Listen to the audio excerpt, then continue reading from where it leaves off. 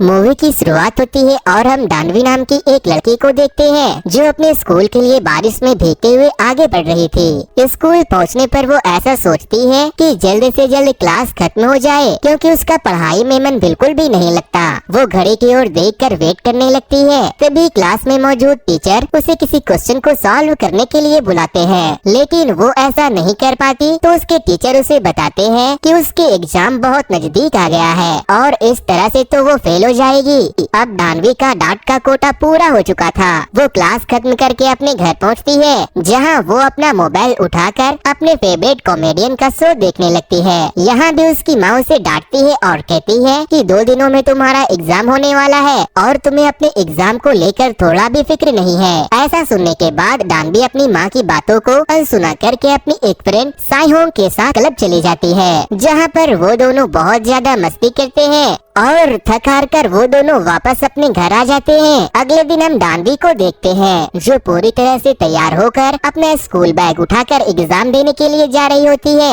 उसकी माँ उसके बैग में खाने की कुछ चीजें रखती है और उसे ऑल द बेस्ट कहकर वहाँ से रवाना करती है। बस में जाते वक्त दानवी बहुत ज्यादा हड़बड़ाहट में थी क्योंकि उसे एग्जाम की टेंशन थी। इस कारण वो अपने छाते को बस में ही भूल कर उतर जाती है। स्कूल पहुँचने पर वो देखती है कि स्कूल के सारे स्टूडेंट के पेरेंट्स स्कूल के बाहर खड़े होकर अपने अपने बच्चों को ढोल नगाड़े बजाकर ऑल द बेस्ट कर रहे हैं। अब दानवी और ज्यादा डर जाती है और वो अब मन बना चुकी थी कि वो बिल्कुल भी एग्जाम नहीं देगी। इस कारण वो स्कूल से भागकर प्लेग्राउंड की तरफ आ जाती है क्योंकि उसे एग्जाम नहीं देना था। बारिश होने के कारण सारा प्लेग्राउंड पूरी तरह से पानी से भर चुका था। इसी दौरान दानवी उसी ग्राउंड में एक गड्ढे को देखती है जिसमें बहुत सारा पानी भरा हुआ था। वो उस गड्ढे के पास आकर खड़ी हो जाती है और ऊपर वाले से प्रे करने लगती है कि वो किसी भी तरह इस बोरिंग लाइफ से आजादी दिलवा दे। इसके बाद हमें 1500 ईस्वी में लाया जाता है, जहां हम जोसन किंगडम के पैलेस को देखते हैं, जहां पर बहुत सारे लोग मौजूद हैं जो बारिश कराने के लिए किसी रिचुअल को परफॉर्म कर रहे होते हैं और पास में ही उन्होंने एक बहुत बड़ा घड़ा रखा हुआ है जिसके अंदर पानी आने का वेट वो सारे लोग कर रहे हैं। यहाँ पर हम जोसन किंगडम के किंग को भी देख पाते हैं जो उस रिचुअल को सभी लोगों के साथ मिलकर कर रहे होते हैं ताकि उस किंगडम में बारिश हो सके। इसके बाद हम दानवी को देखते हैं जो प्रेजेंट टाइम में अभी भी उसी गड्ढे के पास खड़ी हुई है और थोड़ी देर सोचने के बाद वो उस गड्ढे में छलांग मार देती है। तभी वहाँ पर दानवी उसी घड़े में से ऊपर आती है, जिसे देखकर वहाँ मौजूद सारे लोग हैरान हो जाते हैं और दानवी को भी कुछ समझ नहीं आता कि आखिर वो कहाँ है और उसे लगता है कि शायद यहाँ पर किसी फिल्म की शूटिंग चल रही है और वो सभी लोगों से पूछती है कि आखिर यहाँ क्या चल रहा है। उसे देखकर किंग उससे एक सवाल करता है कि आखिर वो कौन है। दानवी बताती है कि वो तो एक स्टूडेंट है जो अपना एग्जाम छोड़कर भाग रही थी, लेकिन किंग और उसके साथियों को लगता है कि शायद दानवी कोई बहरूपिया है जो उन लोगों को नुकसान पहुंचाने के लिए आई है। इस कारण वहाँ मौजूद सारे लोग उस पर तलवार को पॉइंट कर देते हैं, जिसके बाद दानवी घबराकर सहम जाती है। वहीं हम उस प्रीस्ट को देखते हैं जो वहाँ मौजूद सारे लोगों को बारिश होने के लिए इस रिचुअल को करा रहे थे।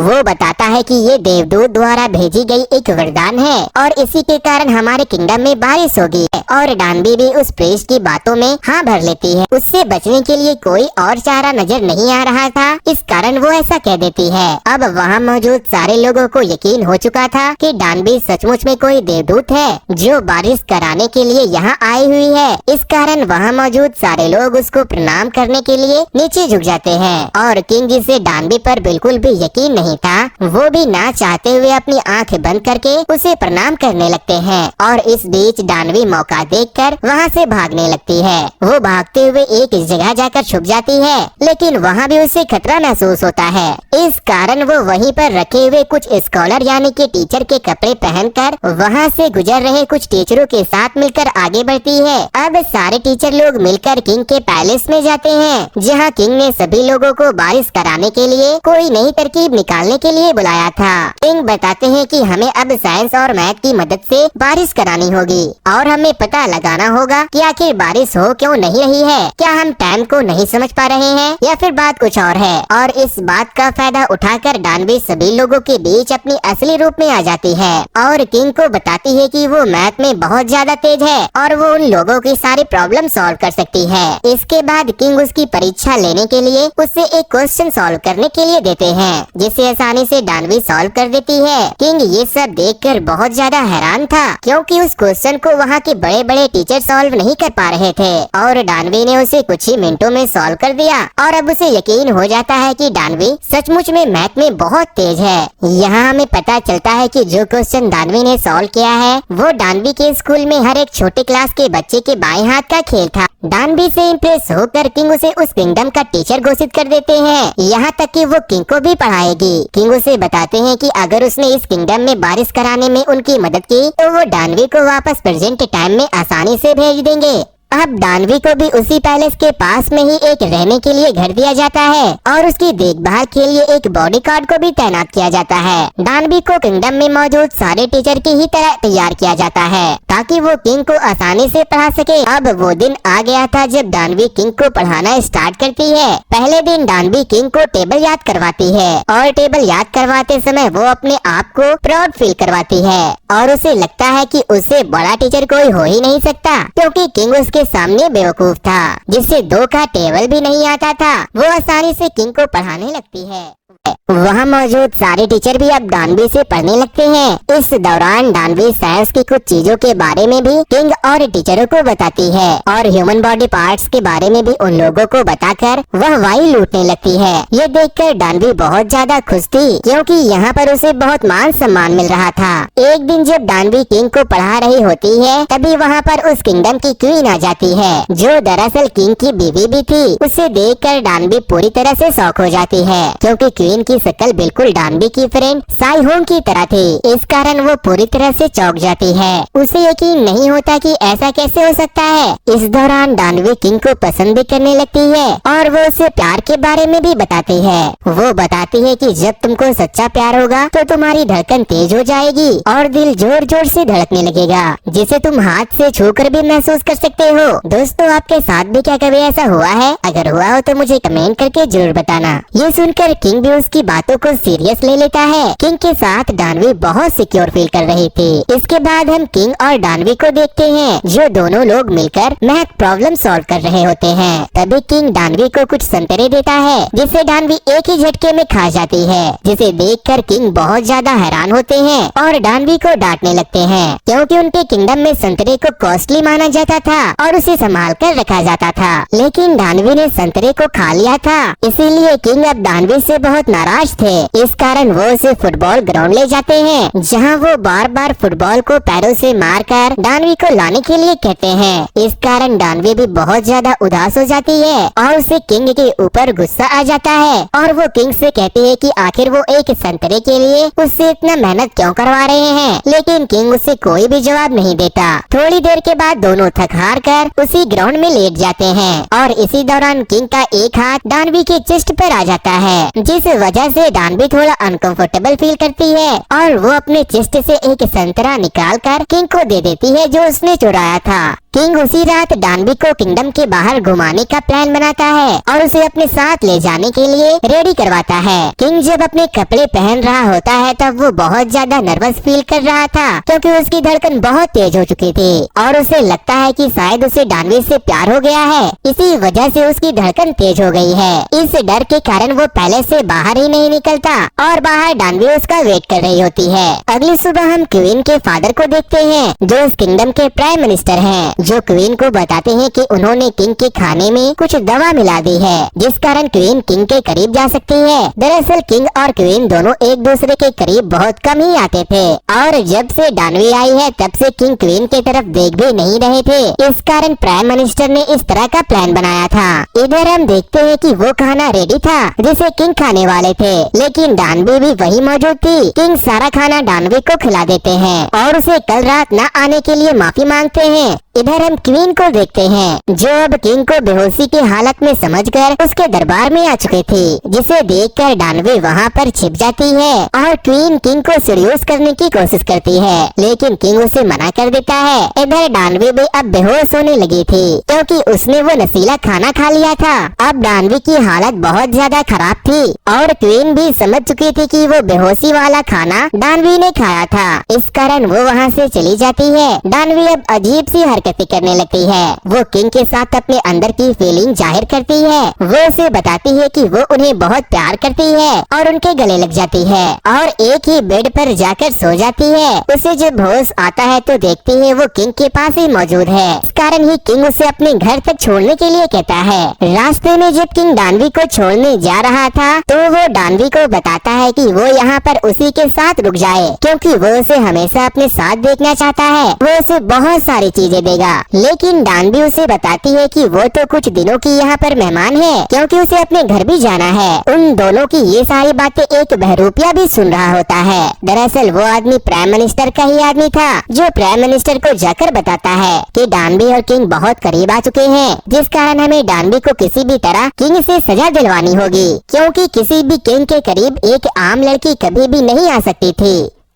अगली सुबह होने पर कुछ सैनिक प्राइम मिनिस्टर के कहने पर डानवी को गिरफ्तार करके किंग के सामने लाते हैं। वहाँ पर प्राइम मिनिस्टर भी मौजूद होता है, जो किंग को बताते हैं कि डानवी ने उन लोगों का एक इक्विपमेंट चुराया है, जिससे हम लोग बारिश को नापा करते थे और वो किसी गमले की तरह नजर आ रहा था। दरअसल प्राइम मिनिस्टर किसी भी तरह डानवी को किंग से दूर करना चाहते थे, इस कारण वो उस पर इस तरह के इल्जाम लगा रहे थे। वो बताते हैं कि डानवी को इस किंगडम से वापस भेजना होगा, नहीं तो ये हमारे लोगों के लिए खतरा साबित हो सकती है। और प्राइम मिनिस्टर बताता है कि किंग भी अब इस लड़की से दूर रहे। इस पर किंग सभी लोगों को बताते हैं कि डानवी बहुत इंटेलिजेंट लड़की है, जिस कारण वो उसके साथ रहा करते हैं, ताकि वो उसे अच्छी अच्छी चीजें सीख सके और अपने किंगडम वालों का भला कर सके। किंग की बातें सुनकर प्राइम मिनिस्टर बताते हैं कि अगर डानवी इतनी ही ज्यादा इंटेलिजेंट है तो उसे एक टेस्ट देना होगा और हमारे लिए एक वाटर क्लॉक बनानी होगी, क्योंकि हम लोगों को नहीं पता कि आखिर टाइम कैसे दिखा जाता है।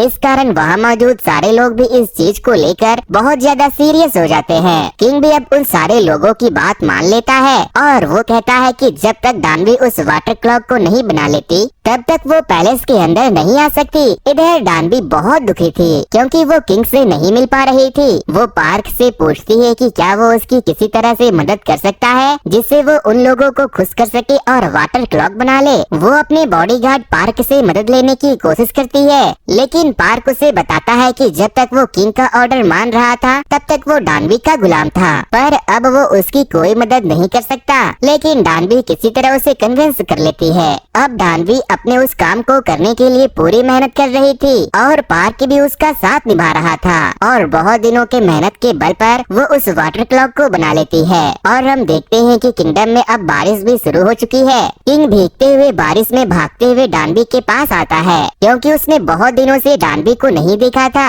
और उन्होंने एक वादा भी किया था कि जब बारिश होने लगेगी तब डानवी भी चली जाएगी। और किंग को लगता है कि शायद डानवी भी जाने वाली है। किंग भागते हुए डानवी के पास आते हैं और उसे गले लगा लेते हैं और उसे बताते हैं कि वो उसे कितना प्यार करते हैं। डानवी भी सारी बातें सुनकर इमोशनल हो जाती है।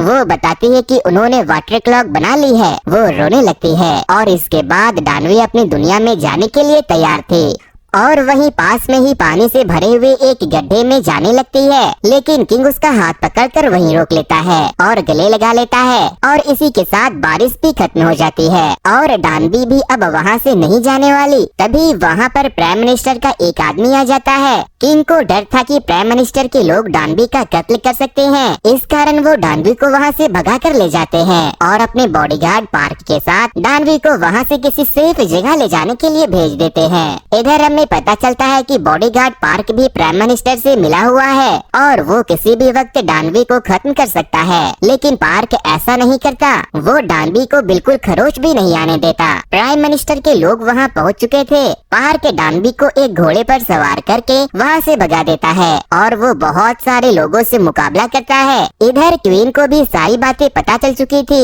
और वो डानवी को बचाने के लिए जंगल की तरफ भागने लगती है, क्योंकि उसे पता चल चुका था कि किंग भी डानवी से प्यार करते हैं। क्वीन भी अब जंगल में पहुंच चुकी थी, जो पार्क के पास आकर उससे पूछती है कि किंग और डानवी के बीच की सारी बातें उसने उससे छुपा कर क्यों रखी, लेकिन पार्क उसका कोई जवाब नहीं देता और क्वीन को लेकर वहाँ से चला जाता है। इधर डानवी जंगल से बहुत दूर आ चुके थे और किंग भी वहाँ पहुँच चुके थे। इसके बाद वो दोनों अकेले बैठकर कुछ बातें करने लगते हैं, जहाँ डानवी उसे बताती है कि वो कोई मैथमेटिशियन नहीं है, बल्कि उसे तो मैथ से बहुत ज्यादा घबराहट होती है। उसकी बातें सुनकर किंग भी बहुत ज्यादा खुश हो जाता है और उसे लगने लगता है कि डानवी बहुत ज्यादा इनोसेंट है। इसके बाद डानवी किंग को आई लव यू कह देती है और किंग भी अब डानवी से प्यार करने लगा था। इस कारण वो एक दूसरे को किस करने लगते हैं। अगली सुबह होने पर किंग डानवी को लेकर पैलेस पहुंचते हैं, जहां वो सभी लोगों को बताते हैं कि डानवी ने वाटर क्लॉक बना ली है, जिस वजह से उसकी पनिशमेंट भी खारिज कर दी गई है। सारे लोग परेशान थे क्योंकि वो लोग डानवी को किंग के पास बिल्कुल नहीं देखना चाहते थे।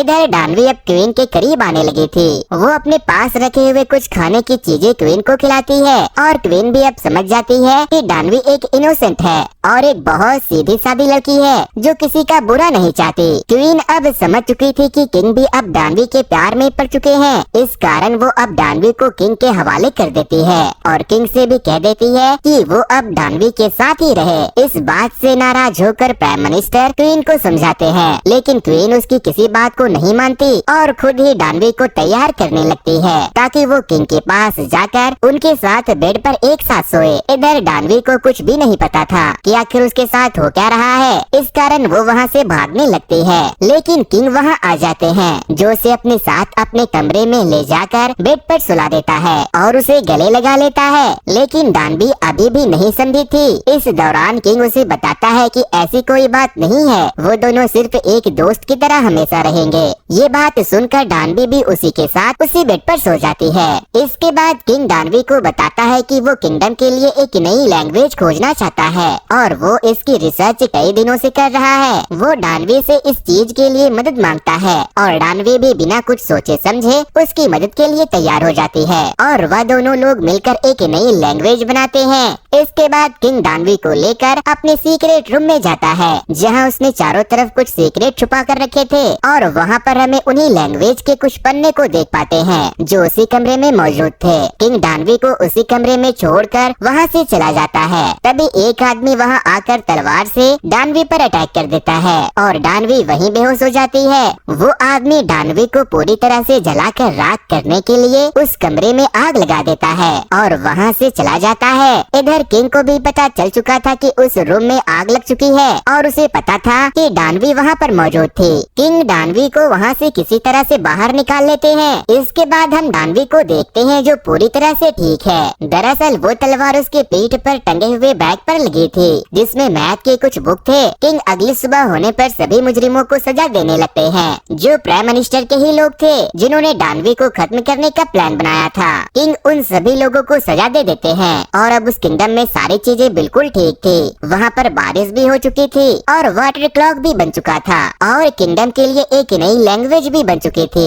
इस कारण डानवी सारे काम निपटा चुकी थी। अब वो अपने घर जाना चाहती थी क्योंकि उसे उसकी माँ की बहुत याद आ रही थी और अपने दोस्तों की भी। वो तय करती है कि अब उसे अपनी असली जिंदगी में चले जाना चाहिए। वो किंग को सारी बातें बताती है। किंग उसे रोकने की बहुत कोशिश करता है, लेकिन वो ऐसा नहीं कर पाते। कहीं न कहीं डानवी भी यहाँ रुकना तो चाहती थी, लेकिन वो अपनी माँ को मिस कर रही थी। और थोड़ी ही देर बाद डानवी अपने पास रखे हुए कुछ पेपर किंग को देती है, जिनमें जल चुके उन लैंग्वेज के ही पन्ने थे जो उसने पहले से लिख लिया था। इसके बाद किंग उसे लेकर दूसरी जगह पर जाता है, जहाँ पर एक बहुत बड़ा ब्रिज था। वहाँ डानवी किंग को एक किस करती है और अपने प्रेजेंट टाइम में पहुँच जाती है। और ये समय वही था जब डानवी उस प्लेग्राउंड में बैठी थी और वो पेपर देने नहीं जाना चाहती थी, लेकिन वो अब ऐसा नहीं करती। इस बार वो पेपर देती है और वापस अपने घर आ जाती है, लेकिन वो उस एग्जाम में फेल हो चुकी थी। इस कारण उसे स्कूल छोड़ना पड़ता है और कुछ दिनों बाद वो एक स्टोर में काम करने लगती है। स्टोर में एक टीवी शो से उसे एक म्यूजिक सिंगर के बारे में पता चलता है, जिसकी शक्ल बॉडीगार्ड पार्क के जैसी ही थी। डानवी समझ जाती है कि पार्क इस जन्म में एक म्यूजिशियन बनकर आया है। डानवी अब आज का सारा काम खत्म करके अपने घर जाने के लिए निकल जाती है। रास्ते में बहुत तेज बारिश होने लगती है। डानवी को किंग की याद आने लगती है। तभी वहाँ पर एक लड़का आता है जिसके हाथ में छाता था और डानवी उस लड़के को देखकर पूरी तरह से चौंक जाती है, क्योंकि उसकी शक्ल बिल्कुल किंग की तरह ही थी। वो लड़का उसे बताता है कि ये छाता उसने बस में छोड़ दिया था जब वो एग्जाम देने के लिए जा रही थी। और वो लड़का साथ में ये भी बताता है कि वो उसे कई दिनों से फॉलो कर रहा है और वो उसे बहुत पसंद करता है। ये सुनकर डानवी बहुत ज्यादा खुश हो जाती है और इसी के साथ ये मूवी यहीं पर